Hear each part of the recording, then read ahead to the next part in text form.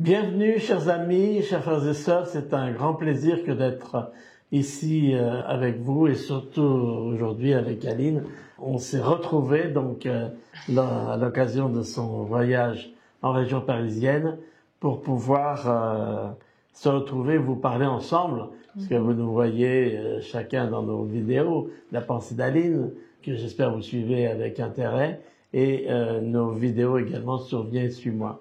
Donc c'est l'occasion d'approcher ce texte particulier également cette semaine d'Éther, les chapitres 1 à 5. Donc bienvenue Aline. Merci pour l'invitation, ça fait vraiment plaisir d'être là. Un plaisir de t'avoir. Cette semaine, avec le livre d'Éther, nous abordons un récit qui, en fait, nous serait quasiment totalement inconnu, si c'était grâce au livre de Mormon, puisque la Genèse n'y consacre que quelques versets, une histoire cependant qui a frappé les esprits et qui a donné lieu à beaucoup de spéculations, beaucoup d'interprétations, voire des légendes. C'est une histoire fascinante par son contenu. En effet, penser que les langues ont été mélangées, rendues confuses, à tel point que les peuples ne pouvaient pas communiquer les uns avec les autres. Cette histoire de la communication est toujours intéressante.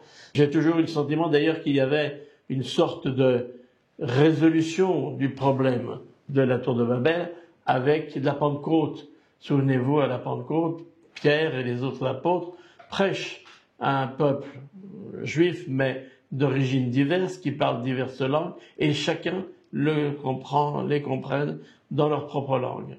Donc voilà, on a un petit peu la tour de Babel, mais avec l'esprit, la résolution, je dirais, le jour de la Pentecôte. Alors, dans Genèse, en effet, au chapitre 11, les versets 1 à 9, donc 9 petits versets, on nous décrit l'épisode qui, en effet, pourrait sembler légendaire, comme certains pensent que le déluge est un fait légendaire également. Mais dans le cas présent, le livre d'Éther, donc, nous fait un récit beaucoup plus détaillé et va nous parler d'une partie de ce peuple qui émigrera, qui se développera et qui rejoindra aussi la terre promise. On va y revenir dans quelques instants. Alors, la tour de Babel, on peut s'interroger sur l'étymologie du mot. En akkadien, qui est la langue babylonienne par excellence, on a cette expression Bab Ilani qui signifie la porte des dieux.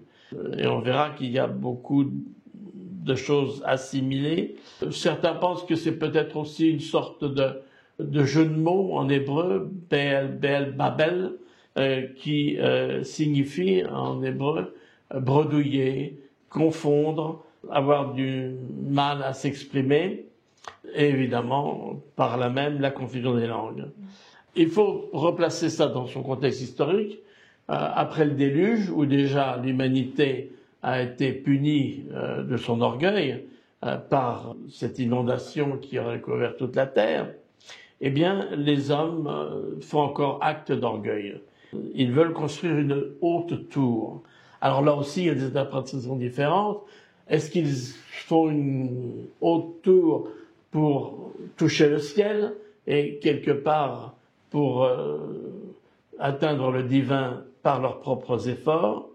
Ou est-ce, comme on semble le dire lorsqu'on parle du fameux Nimrod, le célèbre chasseur qui aurait été à l'initiative de la construction de la tour, est-ce que c'était l'idée de se dire, eh bien, avec la tour, si l'eau monte avec un autre déluge, on pourra toujours s'en sortir, on ira en haut et on sera épargné. Bon, on ne le sait pas. Nimrod est le fils de Cush, qui était l'un des premiers géants dont parle l'Ancien Testament, et il aurait été donc l'instigateur du projet.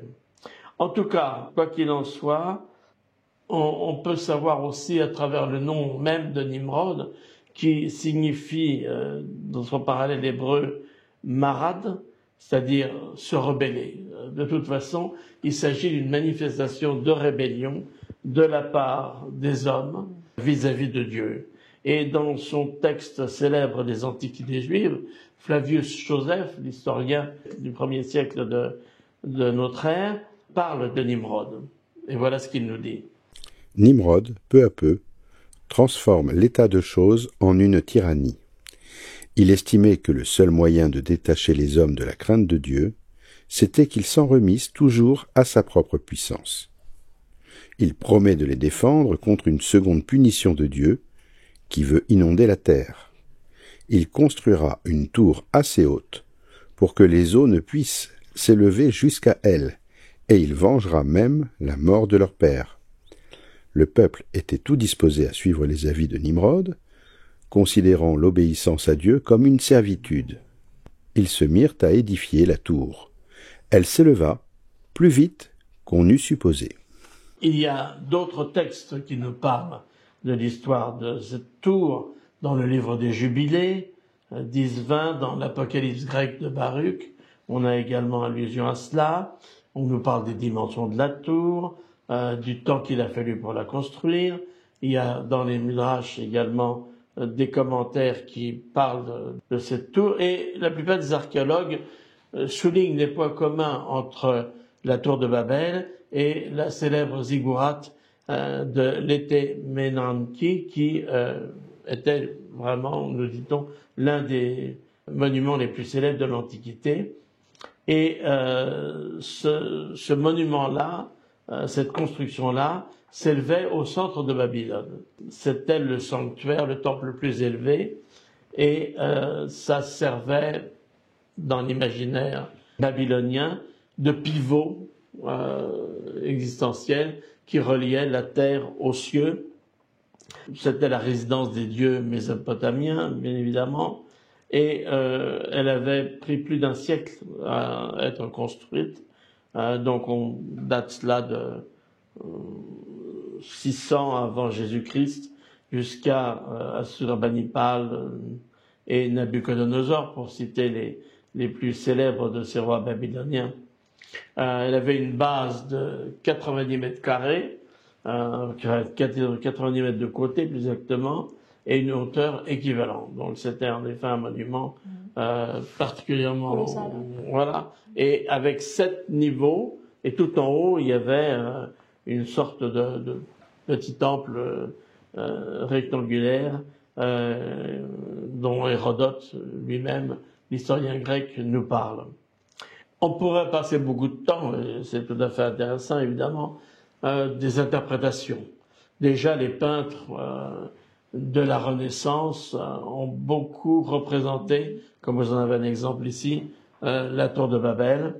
Pour eux, c'est une métaphore importante, mais ça a été le thème également de morceaux musicaux.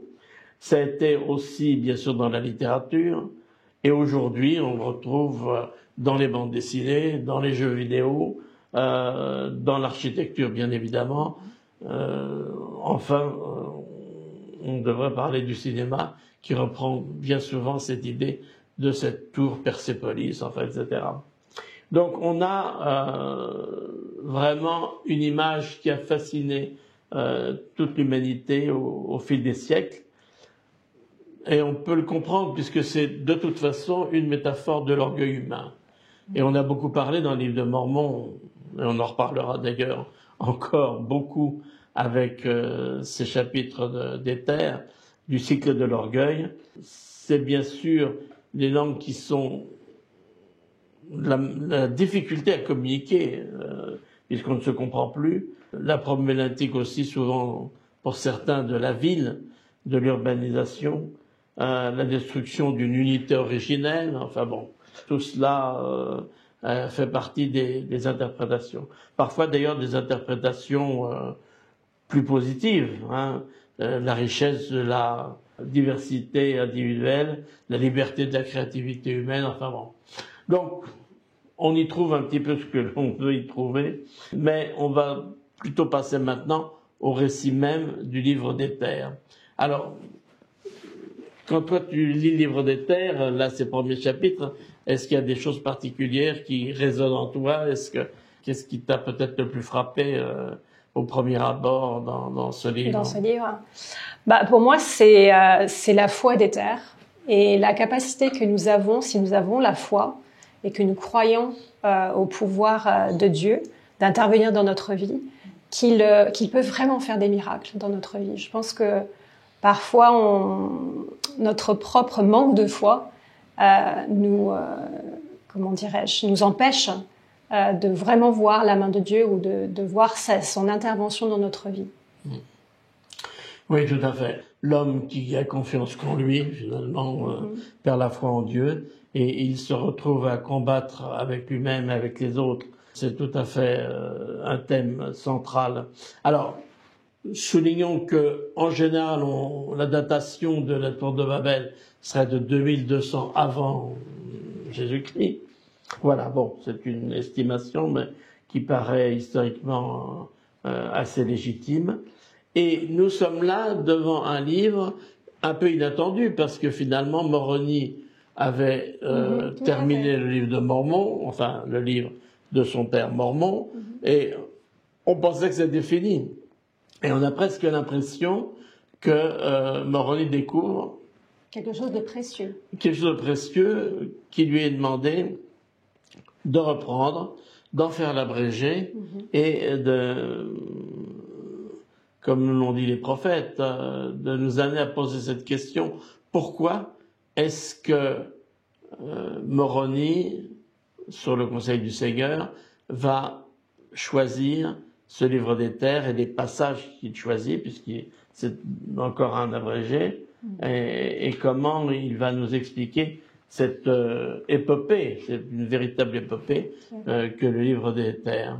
On a presque un condensé de ce qui s'est passé avec la génération de Léhi et sa famille ensuite, puisqu'on a un petit peu ce même déroulement de prospérité, de rébellion et finalement de destruction d'un peuple, puisque Moroni sera lui aussi le dernier finalement de son peuple et sera le témoin de la destruction de son peuple. Et là, il va nous parler du dernier Coriotumer, dernier Jarédite.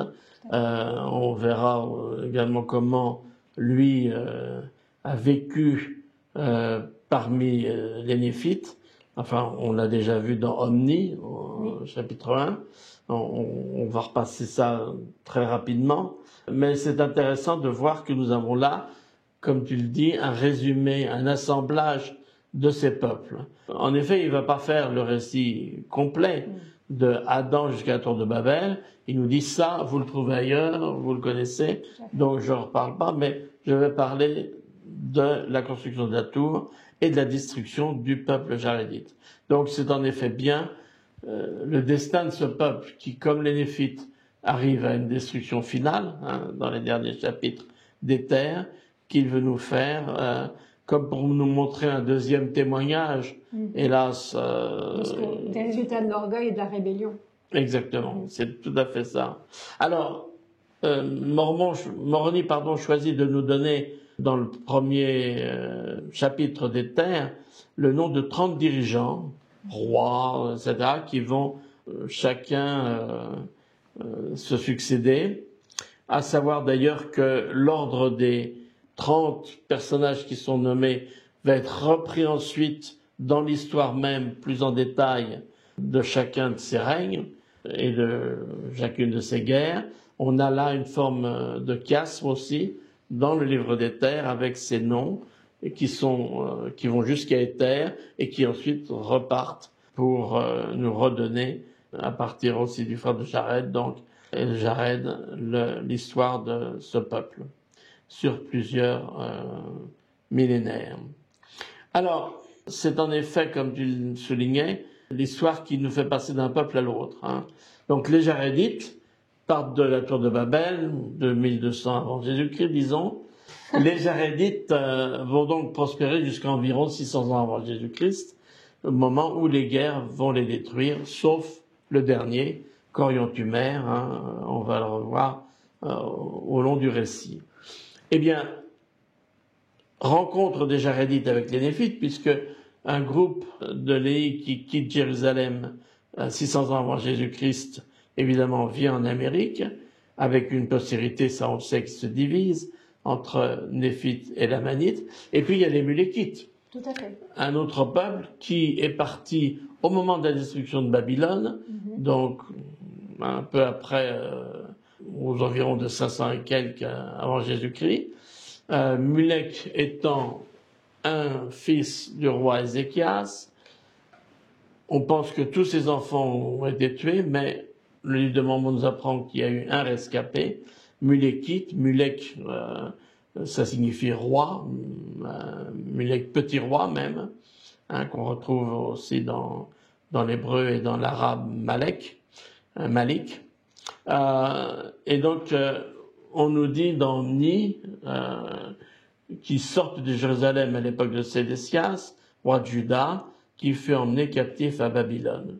Donc voilà, et Amaleki, qui parle de cette période, nous rappelle, ils marchèrent dans le désert et furent amenés par la main du Seigneur à travers les grandes eaux, dans le pays où Mosia les avait découverts. Donc Mosia, en effet, qui a retrouvé les Mulékites, du même coup, va retrouver les plaques des terres. C'est vrai que tout converge à l'époque de Mosia. Voilà, exactement. Il va pouvoir les interpréter parce que lui a ce pouvoir-là. Et donc, on a là, je dirais, une espèce de jeu d'un peuple jusqu'à un autre, puisque les Mulékites vont rencontrer les Néphites, vers 225 avant Jésus-Christ, et que les Néphites, qui eux, évidemment, nous le savons, deviendront méchants, enfin, se détourneront de la parole, eh bien, le roi Mosia Ier deviendra le roi de ce groupe de Mulékites qui vont être finalement assimilés, ils apprendront la langue des Néphites, et ils vont être assimilés aux Néphites une fois pour toutes. Donc on a ce passage, et finalement, voilà, on pourrait dire la boucle est bouclée, puisque pendant le règne du roi Mosia, une grosse pierre lui est apportée, avec des gravures, et qu'il va pouvoir, lui, interpréter cette écriture par le pouvoir de Dieu. Et c'est comme ça qu'il apprend l'existence de Coriotumer et la façon dont son peuple, les Jarédites, avait été tué. Donc voilà, j'espère que c'est pas plus compliqué avec des explications. Mais, moi, j'ai peut-être une question pour toi. Oui, je vais si on a une réponse. Est-ce que Mosia, du coup, avait déjà, à l'époque, quand il a trouvé les plaques, la pierre, est-ce qu'il avait déjà interprété, donc traduit et écrit ce récit? Et est-ce que c'est celui-là que justement, Moroni trouve? C'est une bonne question. J'avoue que j'ai pas la réponse. Mais en tout cas, il en fait l'interprétation. J'imagine parce qu'il trouve pas une pierre non. Je pense qu'il y a peut-être quelqu'un qui a quand même. On lui amène. Oui, on lui amène pour qu'il en fasse la traduction. Tout à fait. Et lui le peut puisqu'il est vraiment prophète, voyant et révélateur. Tout à fait. Alors, relisez Omni. Vous verrez qu'il y a plus de détails sur ce point-là. Mais c'est intéressant de souligner que tout cela s'embrique et s'emboîte suivant un plan bien précis et anticipé de la part du Seigneur, évidemment. Alors, on va continuer et on va reprendre un petit peu la tour de Babel dans le livre des terres. On a en effet les 24 plaques trouvées par le peuple de Limi à l'époque du roi Mosia. Et voilà ce qui nous en est dit dans les terres 1, les versets 33 à 34. Lequel Jared vint avec son frère et leur famille, avec quelques autres et leur famille, de la grande tour, au moment où le Seigneur confondit la langue du peuple et jura dans sa colère qu'ils seraient dispersés sur toute la surface de la terre. Et selon la parole du Seigneur, le peuple fut dispersé. Et le frère de Jared étant un homme puissant et d'une forte stature, et un homme hautement favorisé par le Seigneur, Jared, son frère, lui dit « Crie au Seigneur, afin qu'il ne nous confonde pas, de sorte que nous ne puissions comprendre nos paroles. » Jared, son frère, leur famille, leurs amis vont recevoir cette bénédiction après avoir demandé au Seigneur que leur langue ne soit pas confondue, que dans leur groupe, et dans leur peuple, ils continuent à se comprendre. On a ici la requête « Où irons-nous » au verset 38 et au verset 42-43, la réponse du Seigneur. Et là, je te rencontrerai, et j'irai devant toi dans un pays qui est préférable à tous les pays de la terre. Et là, je te bénirai, toi et ta postérité, et me susciterai de ta postérité et de la postérité de ton frère, et de tous ceux qui iront avec toi, une grande nation. Et il n'y aura pas sur toute la surface de la terre de nation plus grande que celle que je me susciterai de ta postérité, et j'agirai ainsi envers toi, parce que tu as crié vers moi pendant tout ce temps. Commentaire sur cette réponse du Seigneur? Oui, tout à fait. Ça me rappelle un petit peu ce que le Seigneur a promis à Élie et sa famille. Les mots sont très similaires. La postérité qu'il susciterait de Élie et combien il serait béni. Donc voilà, c'est à ça que j'ai pensé tout de suite. C'est à cette même promesse. Absolument. C'est intéressant aussi de dire, l'important déjà, c'est que vous puissiez communiquer en famille. Oui, c'est vrai. L'unité familiale. Voilà, à notre époque où ça n'est pas si évident que cela, et où beaucoup de familles sont déchirées, et où l'adversaire s'attaque à la famille et essaye de causer le trouble, ça me paraît tellement important d'insister sur cette valeur de communiquer au sein d'une même famille. C'est pas facile. Non, c'est vrai. Parce que justement, il y a le libre arbitre et que chaque membre de la famille peut avoir sa façon de voir les choses, de décider pour sa propre vie. Et en même temps, c'est intéressant, c'est que si tous les membres de la famille se rapprochent du Seigneur et ont une relation avec le Seigneur, finalement, c'est lui qu'on a en commun et c'est lui qui nous unit. Tout à fait. C'est ce triangle, Dieu, l'homme, moi et les autres, où nous avons, plus on est ensemble, proche de Dieu, plus on est proche les uns des autres. Et c'est pas évident parce que on voit qu'aujourd'hui, il y a beaucoup de dissensions. Et cette terre promise du continent américain, il a également cette condition que pour y prospérer, il faut suivre la parole de Dieu. Et que sinon, on risque de tomber dans la confusion et dans l'anarchie. Reprenons le frère de Jared. Alors, on dit toujours le frère de Jared, le pauvre garçon. Il n'a pas de nom. Quand j'étais jeune, j'étais le frère de Pierre. Dans l'église, ça m'énervait toujours un peu parce que moi, je suis pas le frère de Pierre, je suis moi. Mais bon, c'était une façon finalement, je dirais, d'être positif. J'avais un frère exemplaire à plus d'un titre. Mais bon, ce frère de Jared, alors, on connaît son nom quand même. Ah, alors dis-moi, parce que moi je ne sais pas. Voilà, son nom c'est Manri Morian-Kumer. Et ce nom-là, on ne l'a pas dans les deux Mormons, on l'a uniquement dans une révélation que Joseph Smith a donnée, donc à son époque. Et voilà le nom. Mais c'est vrai que c'est un peu long. C'est un peu long. Alors peut-être que le frère de Jared, c'est plus court. Peut-être qu'en égyptien réformé, c'était plus rapide d'écrire frère de Jared. Il y avait peut-être un signe pour frère et Jared. Bon, c'est une bonne hypothèse. C'est une hypothèse, en effet. Donc c'est le personnage le plus important. On le voit dans les chapitres 1 à 6 du livre des Terres. Et en 1834, donc Joseph Smith a donné son nom. Mais il cherche à être guidé par Dieu, on va le voir à travers un certain nombre d'éléments de leur histoire. Revenons justement à ces caractéristiques de cette terre promise, aux frères de Jared et à leur groupe. Et au chapitre 2, dans les Terres, verset 12, nous lisons. Voici, ceci est un pays de choix, et toute nation qui le possédera sera libre de la servitude et de la captivité, et de toutes les autres nations sous le ciel, du moment qu'elle sert le Dieu du pays, qui est Jésus-Christ, qui a été manifesté par les choses que nous avons écrites. C'est intéressant de voir qu'il y a des conditions. C'est exactement ce que je pensais. Terre promise, oui, mais à certaines conditions. savoir si les conditions sont toujours remplies, c'est une à l'heure actuelle, question posée. Même. Bien sûr, l'inimitié est souvent là.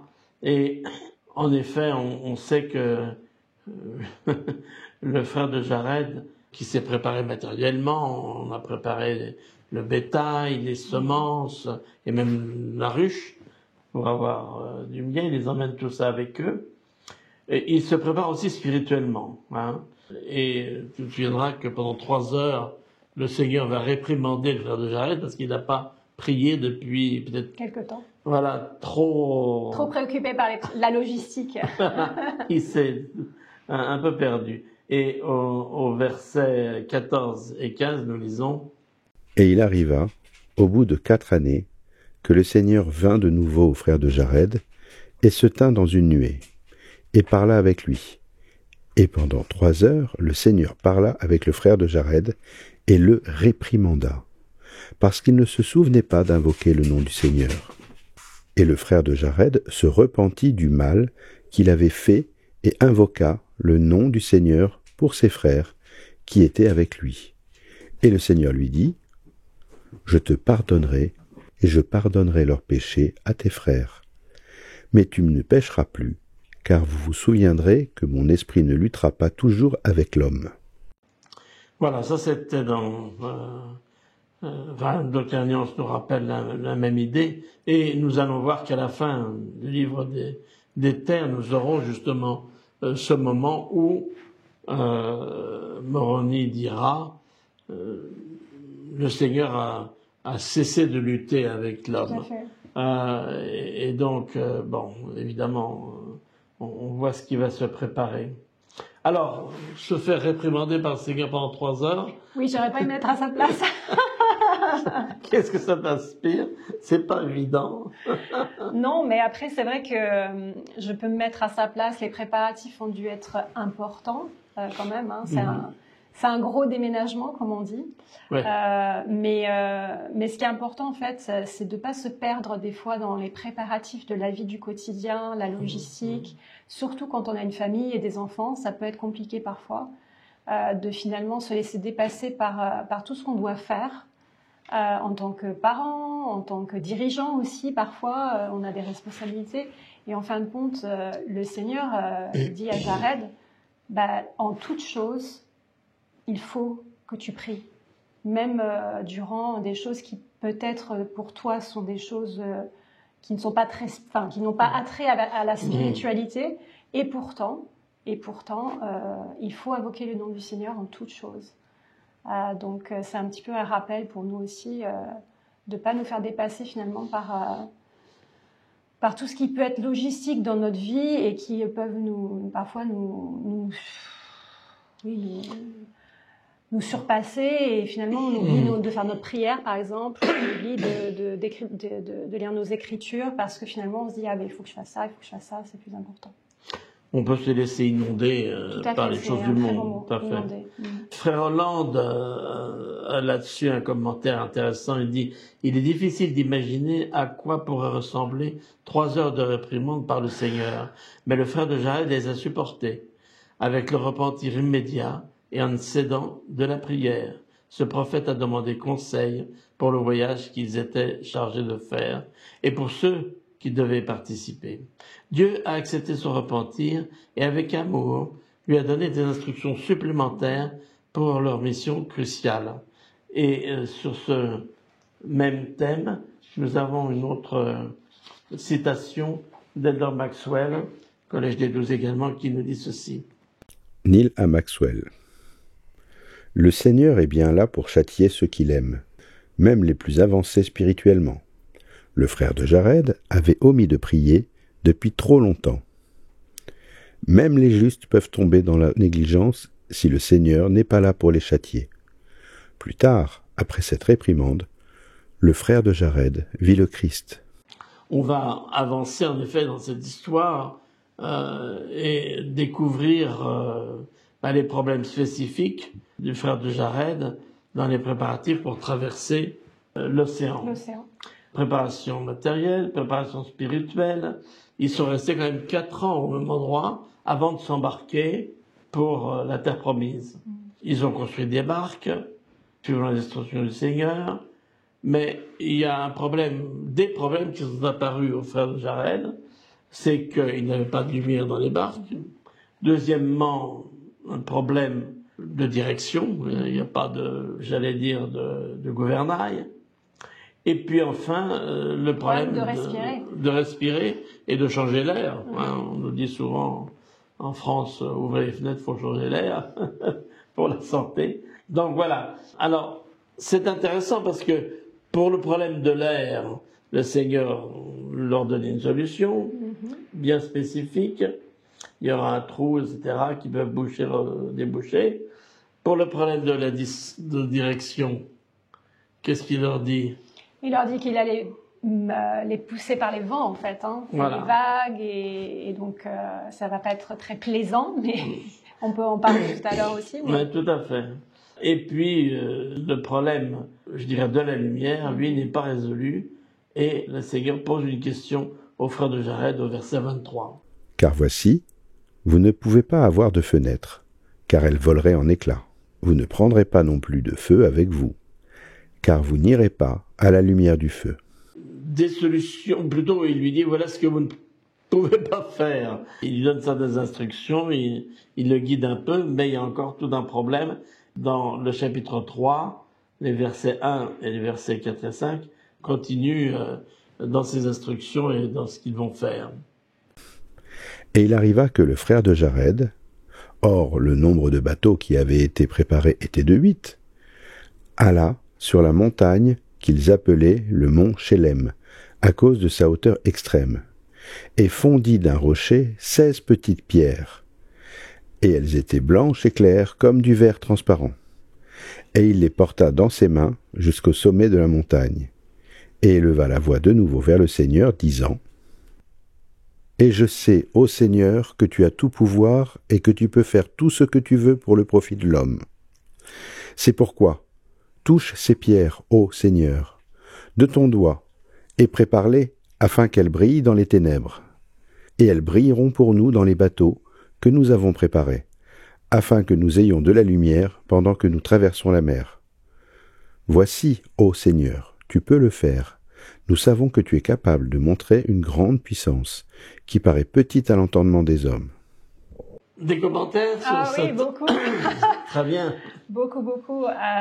Déjà, je trouve ça absolument merveilleux que le Seigneur nous fait confiance, qu'il sait que nous sommes capables de résoudre certains problèmes, d'avoir des idées qui sont bonnes, mais il y a quand même le fait que, quand même, on voit à la fin que le frère de Jared dit « Au Seigneur, tu peux le faire, nous savons que tu es capable de monter une grande puissance. » Donc il y a quand même l'humilité de du frère de Jared, de dire « J'ai cette idée, voilà ce que j'ai fait, voilà ce que j'ai mis en œuvre, ce que je pouvais faire. Maintenant, c'est entre tes mains, je sais que tu as le pouvoir de faire ce que moi, je ne peux pas accomplir. J'ai fait ma part, maintenant c'est entre tes mains pour que tu fasses ta part. » Et je pense que très souvent dans notre vie, on prend pas assez d'initiative.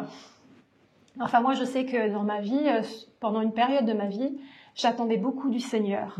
Et en fin de compte, le Seigneur m'a appris à me dire, mais tu sais, Aline, j'ai confiance en toi. Je sais que tu es capable de faire pas mal de choses.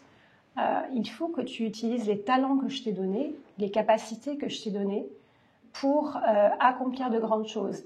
Et si tu es humble, si tu t'en remets à moi pour le reste, tout ira bien. Tu verras des miracles dans ta vie. Et ça, je l'ai pas vraiment intégré tout de suite quand je suis devenue membre de l'Église. C'est plus tard que j'ai intégré ça. Et là, on le voit bien dans cette histoire avec le frère de Jared. C'est que vraiment, le Seigneur nous fait confiance. Il nous a bénis avec des talents. Et voilà, il suffit qu'on les utilise. C'est intéressant parce qu'on voit presque une typologie. C'est-à-dire qu'on a les cas où le Seigneur dit « Je m'en occupe, oui. Je te pousserai avec les vents », comme tu dis. Ça a été, s'ils le décrivent, pas facile. Mais tu n'as rien à faire. Et puis il y a des cas où il lui dit « voilà ce que tu peux faire. Tu fais un trou, ça, il y aura de l'air. Hein. Donc là, il donne des indications très précises. Il le laisse faire, mais il lui donne toutes les directives. Et puis le dernier cas, en effet, qu'est-ce que tu veux que je fasse? Et laisser l'initiative.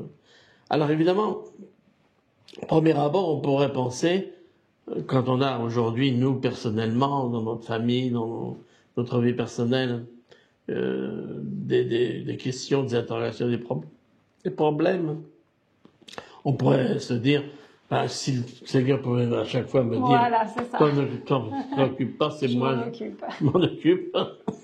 Mais évidemment, ça n'est pas l'objectif pour que nous puissions nous développer, apprendre, développer notre foi.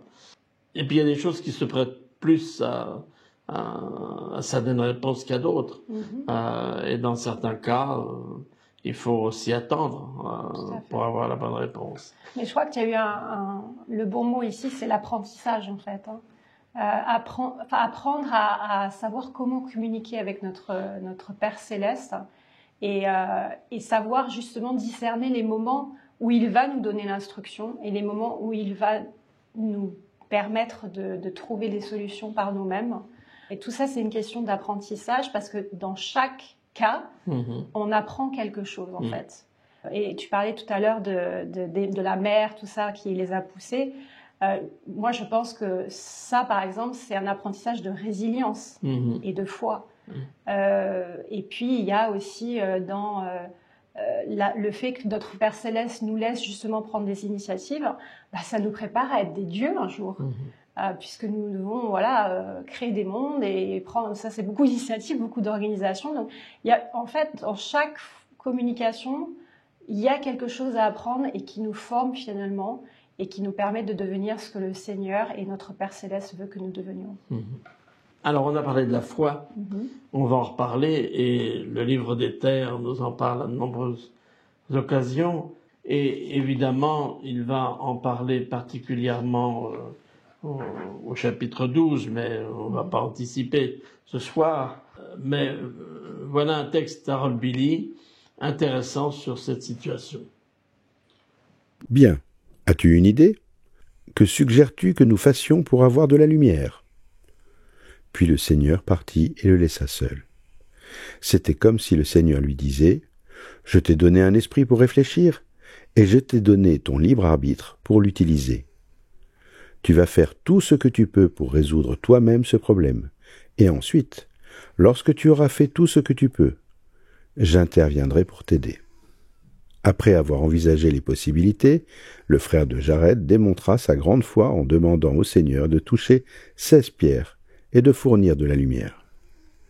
Le Seigneur répondit à sa requête, mais non seulement fournit de la lumière pour les bateaux, mais accorda aussi à cet homme fidèle une vision incomparable. C'est le principe en action. Si vous voulez être béni, ne vous contentez pas de vous agenouiller et de le demander en priant. Préparez-vous de toutes les manières imaginables afin de vous rendre digne de recevoir la bénédiction que vous attendez. Le Seigneur respecte notre libre arbitre, parce que ça c'est un point évidemment très très important, nous donne de l'initiative, nous permet de nous développer par cet apprentissage, et on s'aperçoit que il ne nous laisse jamais seuls. Quand on fait le bilan du fait que nous avons l'Évangile, que nous avons des prophètes, des Écritures, que nous avons des alliances, que nous avons des ordonnances, une Église que le Seigneur a fondée. Enfin, tous ces éléments-là, évidemment, sont là pour nous aider, nous canaliser et nous aider à faire les bons choix, tout en nous donnant cette liberté pleine et entière. Et c'est un équilibre pas toujours facile, c'est un peu une ligne de crête, mais c'est important que nous ayons cette possibilité-là. Alors on arrive à un point quand même tout à fait intéressant, c'est le moment où, c'était le titre de cette semaine, déchirer le voile de l'incrédulité. Au début de cette épopée, le Seigneur avait parlé avec le frère de Jared, et au verset 4 du chapitre 2, il disait « Le Seigneur descendit et parla avec le frère de Jared. Et il était dans une nuée, et le frère de Jared ne le voyait pas. » Donc voilà, au départ, il ne le voit pas. Mais lorsque on arrive au chapitre 3, voilà ce que le Seigneur va dire.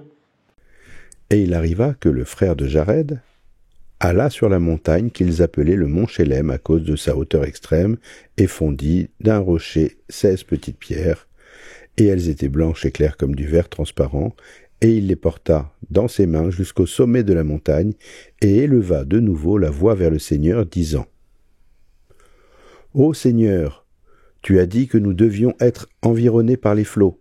Or voici, ô Seigneur, ne sois pas en colère contre ton serviteur à cause de sa faiblesse devant toi. Car nous savons que tu es saint, et que tu demeures dans les cieux, et que nous sommes indignes devant toi. À cause de la chute, notre nature est devenue continuellement mauvaise. Néanmoins, ô Seigneur, tu nous as donné le commandement de t'invoquer, afin de recevoir de toi, selon notre désir. » Voilà, et donc nous avons en effet ce moment particulier où Éther dit « Seigneur, tu peux le faire. Nous savons que tu es capable de montrer une grande puissance qui paraît petite à l'entendement des hommes. » Et c'est là qu'il va y avoir ces expériences tout à fait particulières pour le frère de Jared. Au chapitre 6, au verset 6 du chapitre 3, nous lisons. Et il arriva que lorsque le frère de Jared eut dit ces paroles, voici le Seigneur étendit la main et toucha les pierres, une à une, du doigt. Et le voile fut ôté des yeux du frère de Jared, et il vit le doigt du Seigneur. Et il était comme un doigt d'homme, semblable à la chair et au sang. Et le récit continue. « Lève-toi, pourquoi es-tu tombé ?» Et il dit au Seigneur, « J'ai vu le doigt du Seigneur, et j'ai craint qu'il ne me frappe, car je ne savais pas que le Seigneur avait de la chair et du sang. À cause de ta foi, tu as vu que je prendrais sur moi la chair et le sang, et jamais homme n'est venu devant moi avec une foi aussi extrême que toi, car s'il n'en était pas ainsi, tu n'aurais pas pu voir mon doigt. As-tu vu plus que cela ?» Et il répondit, « Non, Seigneur, montre-toi à moi. » Et le Seigneur lui dit, « Crois-tu aux paroles que je dirai ? Oui, Seigneur, je sais que tu dis la vérité, car tu es un Dieu de vérité, et tu ne peux pas mentir. » Et lorsqu'il eut dit ces mots, voici, le Seigneur se montra à lui et dit, « Parce que tu sais cela, tu es racheté de la chute. C'est pourquoi tu es ramené en ma présence. C'est pourquoi je me montre à toi. Voici, je suis celui qui a été préparé dès la fondation du monde pour racheter mon peuple. Voici, je suis Jésus-Christ. Je suis le Père et le Fils.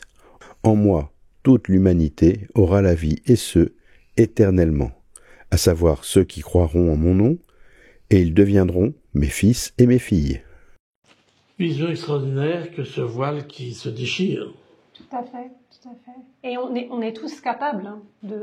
Alors, je ne dis pas qu'on est tous capables de voir le Seigneur comme le frère de Jared l'a vu en personne, hein, mais on est tous capables d'avoir des expériences spirituelles importantes et de ressentir vraiment la main, peut-être pas le doigt du Seigneur, on ne le voit pas, mais on sent sa main dans notre vie.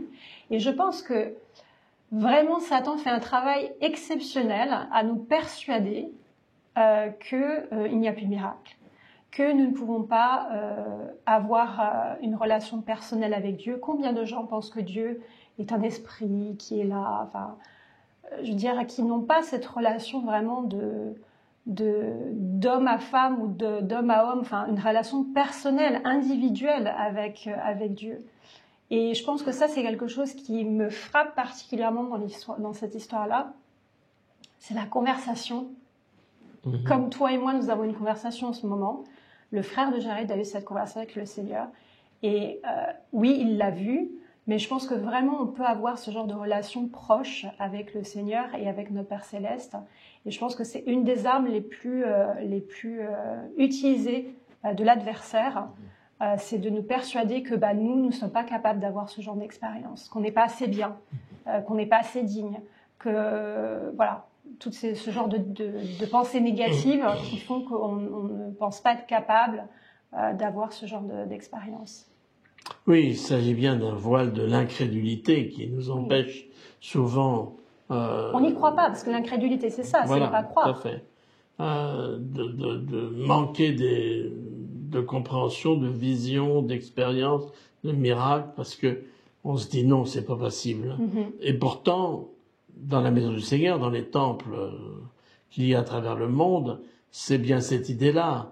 On se prépare à travers les ordonnances à arriver jusqu'au moment où on peut entrer dans la présence de Dieu. Traverser ce voile. Voilà, et arriver dans une salle céleste, c'est-à-dire en la présence de Dieu. Et dans son expérience, le frère de Jared a vécu des choses extraordinaires. Il a d'abord découvert qu'il pouvait voir Dieu, le Christ, qu'il avait une apparence de chair et de sang humaine, et le Seigneur lui a dit qu'il apparaîtrait dans sa vie terrestre avec un corps qui sera semblable.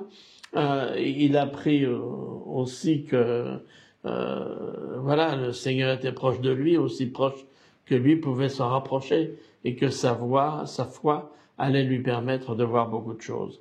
On le sait également, et puis aujourd'hui à travers le sous-vêtement que l'on porte, ce symbole aussi du rappel de Jésus-Christ. Et déjà, vous savez, tu sais que dans le Lévitique, il y avait le Saint et le Saint des Saints, c'est-à-dire dans le tabernacle de Moïse, et qu'une fois par an seulement, le grand prêtre pouvait entrer. Et dans le Saint des Saints.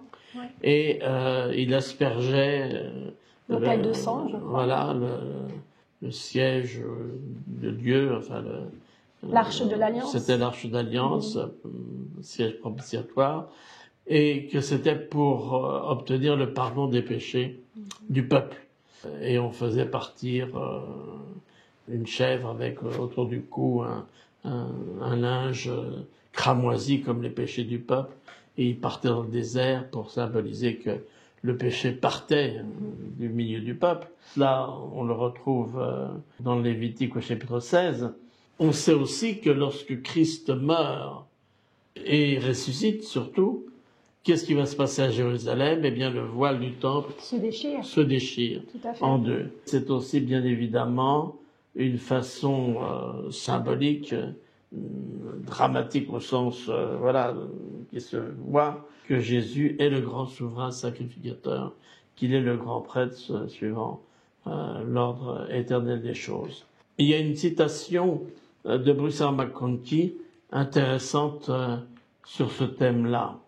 Il nous dit: Le Saint des Saints est maintenant ouvert à tous, et tous, par le sang expiatoire de l'agneau, peuvent maintenant entrer dans le lieu le plus élevé et le plus saint de tous, ce royaume où se trouve la vie éternelle.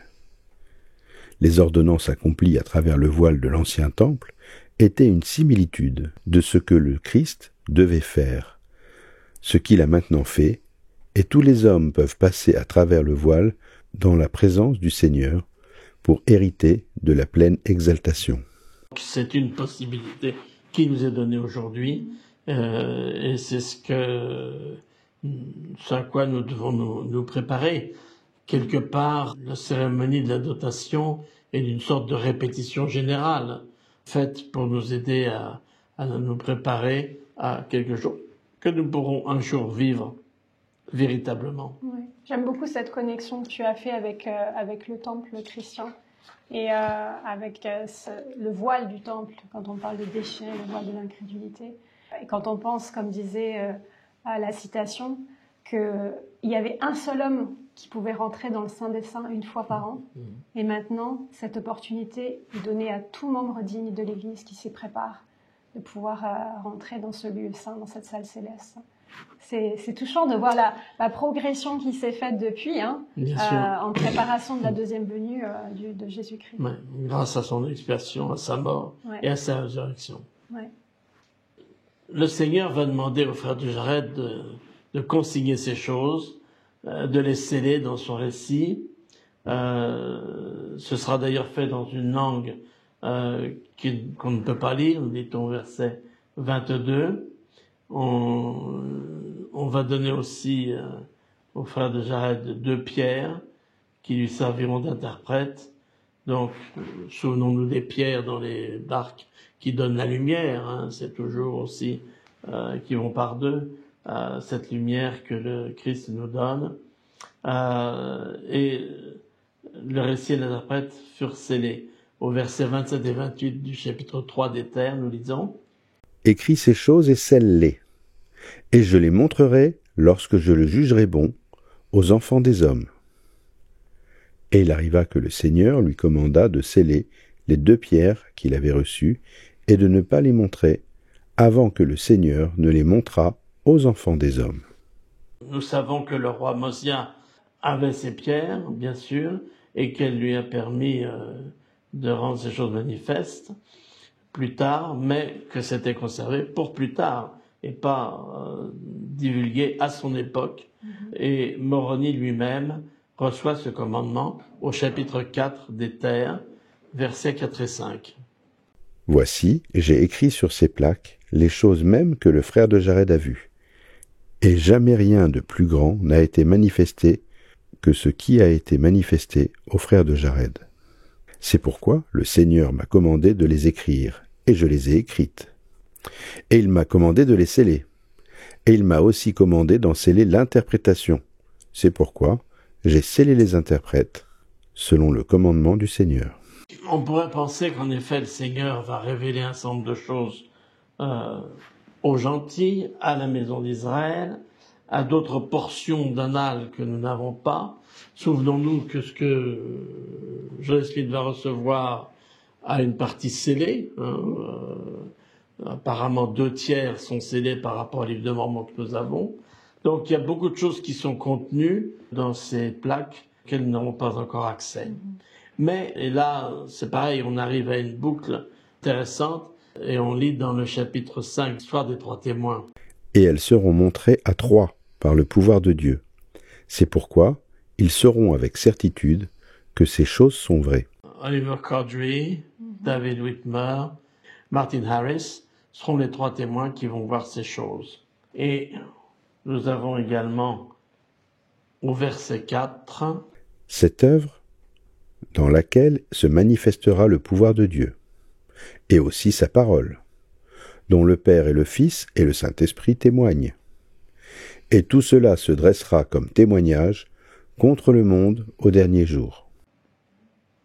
Et enfin, verset 6. Et maintenant, si je n'ai pas d'autorité pour ces choses, jugez-en, car vous saurez que j'ai autorité lorsque vous me verrez et que nous nous tiendrons devant Dieu au dernier jour. Amen.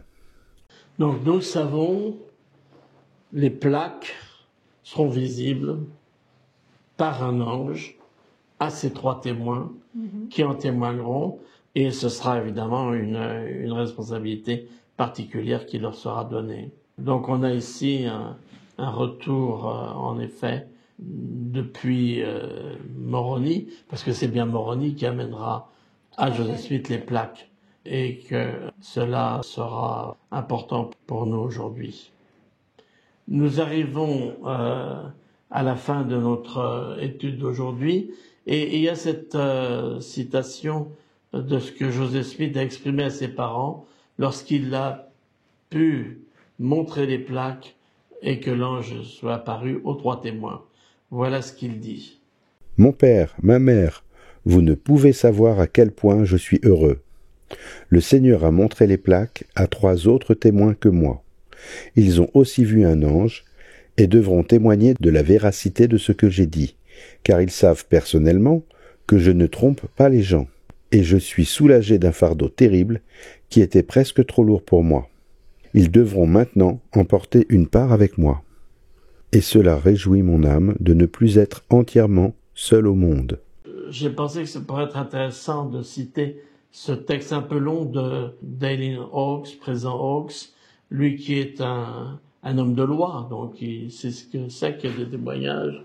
Et voilà ce qu'il dit. Le témoignage écrit solennel de 3 témoins à propos de ce qu'ils ont vu et entendu, 2 d'entre eux simultanément et le 3e presque immédiatement après, mérite qu'on lui accorde beaucoup de crédit. En fait, nous savons que de grands miracles ont été revendiqués et acceptés par de nombreux croyants sur le témoignage d'une seule personne.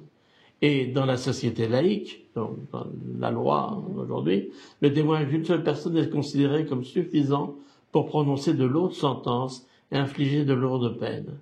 Les spécialistes en matière d'évaluation de témoignage tiennent généralement compte de l'occasion qu'a eu le témoin d'observer un événement et de la possibilité qu'il fasse preuve de parti pris.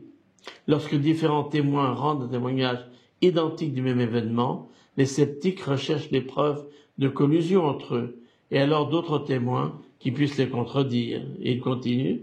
Face à toutes ces objections possibles, le témoignage des 3 témoins du livre de Mormon est en position de force. Chacun des 3 témoins a eu d'excellentes raisons et de bonnes occasions de renier son témoignage s'il avait été faux, ou de rester ambigu sur des détails si l'un d'eux avait été inexact. Il est de notoriété publique qu'en raison de désaccords et de jalousie impliquant d'autres dirigeants de l'Église, chacun de ces 3 témoins a été excommunié de l'Église de Jésus-Christ des Saints des Derniers Jours dans les 8 années qui ont suivi la publication de leur témoignage.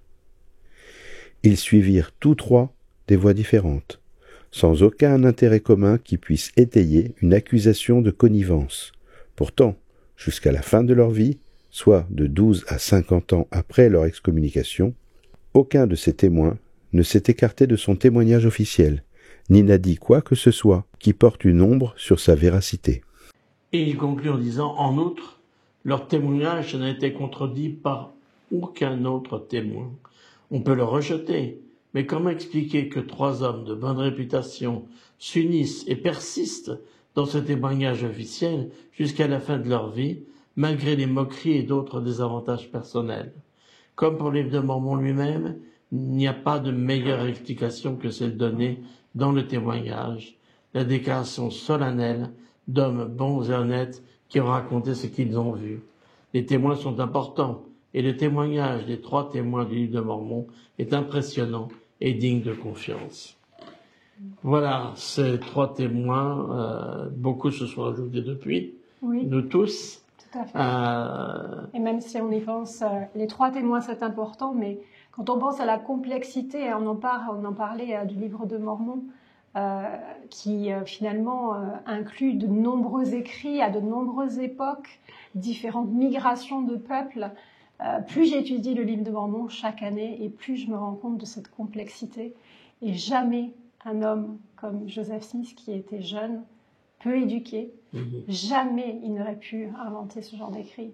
Et j'ai vraiment un témoignage que le livre de Mormon est la parole de Dieu. Et vraiment, ce sont ces écrits de prophètes anciens. Je sais que c'est vrai. Merci Aline, et je joins mon témoignage au tien. Si nous voulons véritablement réfléchir, prier et ressentir l'esprit, nous aurons cette conviction. Il ne s'agit pas de nous persuader ou de nous convaincre, mais de nous convertir. À nous de faire la démarche, parce que tout cela reste spirituel. Et c'est important parce que, de nouveau, comme toujours, le Seigneur respecte notre libre arbitre et notre volonté de faire notre chemin. Mais je nous encourage tous à continuer et à persévérer. Au nom de Jésus-Christ. Amen. Amen.